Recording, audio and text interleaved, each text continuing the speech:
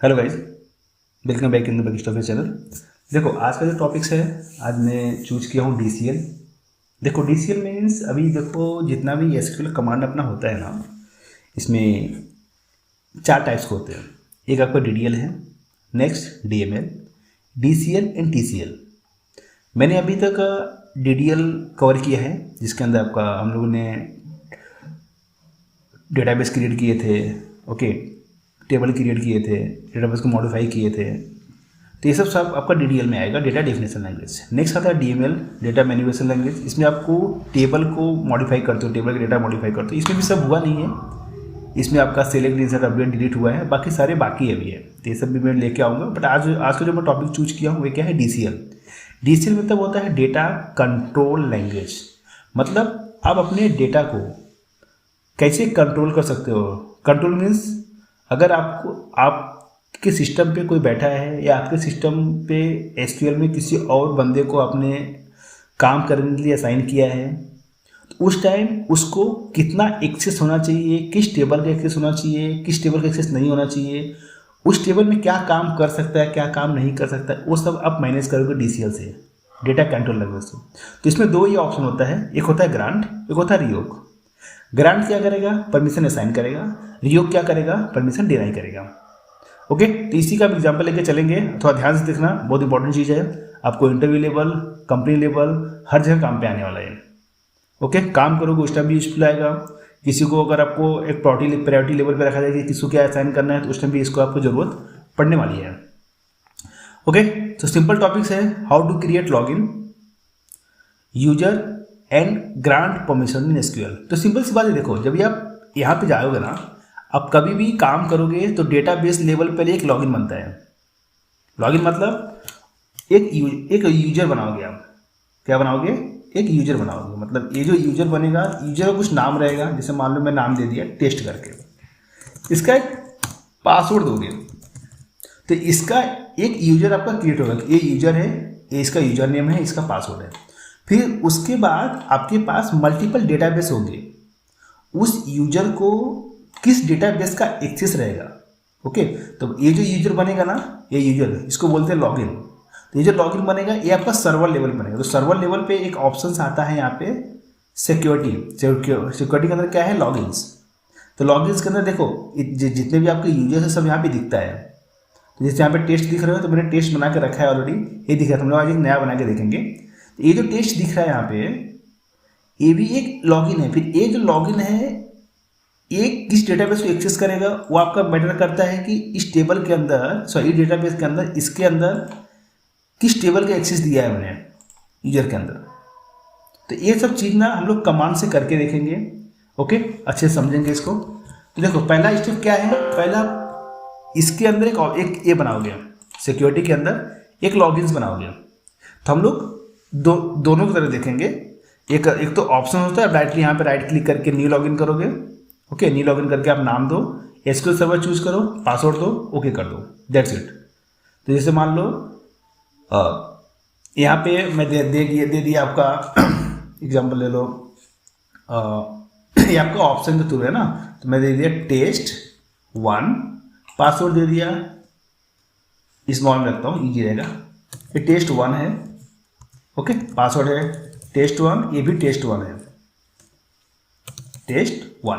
तो यहाँ पे मैंने एक यूजर बनाया टेस्ट 1 करके, पासवर्ड दिया टेस्ट 1, ये भी दिया टेस्ट 1। तो मुझे दो ऑप्शन है, आपको विंडो ऑथेंटिकेशन करना है कि एसक्यूएल सर्वर लॉगिन करना है। तो अब दोनों जो चीज़ आप दे सकते हो। मैंने ऑप्शन क्या चूज किया, एसक्यूएल सर्वर ऑथेंटिकेशन। उसके बाद जो भी बाय डिफॉल्ट सेटिंग रहने दो, इसको आप क्रिएट कर लो। इससे क्या हुआ, आपका एक लॉगिन्स क्रिएट हुआ। क्या क्रिएट हुआ, लॉगिन्स क्रिएट हुआ। आप डेटाबेस में जाओगे, फिर डेटाबेस में क्या क्रिएट करोगे, एक यूजर क्रिएट करोगे। तो यहाँ पे जाओ, राइट क्लिक करके एक न्यू यूजर बनाओ। न्यू यूजर में दे दिया कि मेरा यूजर है, मान लो यूजर 1 करके, यूजर 1 करके। तो किस लॉगिन को यूज करेगा, ये यूज करेगा, यहाँ से ब्राउज करके जा सकते हो, ये यूज करेगा टेस्ट 1 को। ठीक है, टेस्ट 1 को यूज करेगा।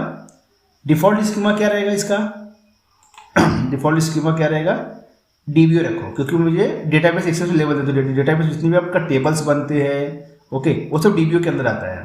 तो मुझे DBO का एक्सेस देना है, तो मैं यहाँ पे क्या चीज दूंगा, DBO। उसके बाद सिंपली इसको ओके करो और इसको ओके कर दो। ओके, तो यूजर आपका बन गया है। अब इसको राइट क्लिक करके इसको परमिशन दोगे। देखो आपको क्या क्या काम है ये देखो। आप तो पहले यूजर बनाया, उसके बाद पहले लॉगिन बनाओ, फिर यूजर बनाओ, उसको परमिशन असाइन करो। फिर जो जो उसको परमिशन मिलेगा, वो उस चीज़ को एक्सेस कर पाएगा। जैसे मान लो मेरा यहाँ पे टेबल्स कौन सा है, टेस्ट करके है, तो टेस्ट में डेटा क्या है यहाँ पे, इसको ओपन कर लो यहाँ पे बग स्टॉप हियर, और यहाँ पे सेलेक्ट स्टार फ्रॉम टेस्ट। अभी मैं सब ऑप्शन से कर रहा हूँ, फिर हम लोग कमांड से भी करेंगे, ठीक है। तो यहाँ पे क्या है, आईडी है, ऐसा कुछ है नहीं, इसके अंदर कुछ इंसर्ट कर लो, इंसर्ट इनटू टेस्ट, वैल्यू में पास किया 1, मैं यहाँ पे दे दिया अखिलेश। ओके, सो ये मेरा इंसर्ट होगा, एक रो हुआ, तो मतलब मेरे पास सिलेक्ट का भी ऑप्शन है, मेरे पास इंसर्ट का भी ऑप्शन है। तो अभी मैं किससे लॉगिन किया, बग स्टॉप से लॉगिन किया हूँ। अब मैं क्या कर रहा हूँ, यहाँ पे जाके इसको डिस्कनेक्ट करता हूँ, इसको वापस से इसको बंद कर देता हूँ। रुको, मैंने परमिशन दिया ही नहीं, पहले परमिशन दे दो। वापस से मैं सेम यूजर लॉगिन कर लो, डेटाबेस में जाओ, इसके बग स्टॉप के पास जाओ, सिक्योरिटी में जाके जो यूजर है इस पर राइट क्लिक करके प्रॉपर्टी में जाओ। प्रॉपर्टी में जाने के बाद यहाँ पे सर्च करो, पहले मुझे ऑल ऑब्जेक्ट्स ले लो, यहाँ से चूज कर लो DBO, ठीक है। आपका टेबल दिखना चालू हो जाएगा। इस टेबल पे वो क्या क्या कर सकता है, डिलीट कर सकता है, इंसर्ट कर सकता है। मैंने इसको खाली ऑप्शन एक्सेस क्या दिया, सिलेक्ट का, और बाकी कुछ ऑप्शन नहीं दिया है। मैंने ग्रांट क्या किया, सिलेक्ट का, इसको ओके किया। ओके, ये हो गया आपका। और इसमें कुछ बाकी है कि नहीं देख लो एक बार। जनरल में ओनरशिप है, सब कुछ प्रॉपर है, प्रॉपर, ठीक है, कुछ नहीं करना है। इसको आप डिस्कनेक्ट करो। अब मैं वापस लॉगिन कर रहा हूँ, यहाँ से SQL सर्वर ऑथेंटिकेशन चूज करोगे, आपका टेस्ट 1 था और यहाँ पे टेस्ट 1 है, इसको लॉगिन करो। तो देखो ये अगर अपने जब ये कोई बंदा लॉगिन करेगा उसको पूछेगा अपना पासवर्ड चेंज कर लो, क्योंकि हमने फर्स्ट टाइम लॉगिन किया है। तो मैंने इसको दे दिया, मतलब टेस्ट 1 ही रखता हूँ ऑफिस से, एंड टेस्ट 1, इसको ओके किया। Okay, confirm password not match, एक मिनट, TEST1 टेस्ट 1, ठीक है। अब मैं जाऊंगा यहाँ पे, मुझे डेटाबेस एक्सेस मिल गया है यहाँ पे। अब इसको मैं सेलेक्ट स्टार फ्रॉम टेस्ट, ये मेरा टेबल है, ये मैं ओपन किया, मेरा रिकॉर्ड मिल गया।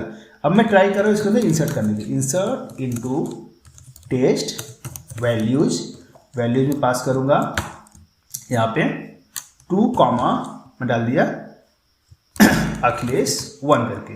अब मैं इसको रन किया, ठीक है। तो मुझे ऑप्शन दिया द इंसर्ट, ओके, क्या दिया, the insert permission was denied on the object test database bug stop here schema. ये जो मैं मुझे एक्सेस नहीं है, इसको डिनाइड किया, ठीक है। अब ये सेम चीजें हम लोग यहाँ पे जो कमांड है, कमांड से करके देखेंगे।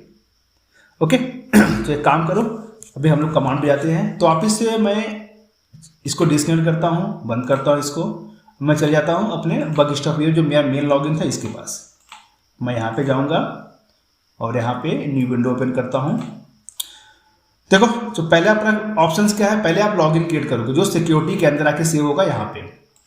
ओके, सो मैं जाऊँगा यहाँ पे, लॉगिन क्रिएट करने का सिंटेक्स है create login name with password, simple सा ऑप्शन है। तो आप यहाँ पे क्या करोगे, क्रिएट लॉगिन्स, जो भी लॉगिन्स नाम देना है, मैं लॉगिन्स नाम देता हूँ टेस्ट 2।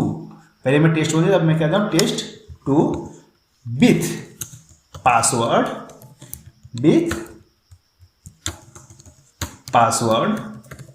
इज इक्वल टू, क्या पासवर्ड दे रहा हूँ मैं, इसको लोअर केस में रखता हूँ,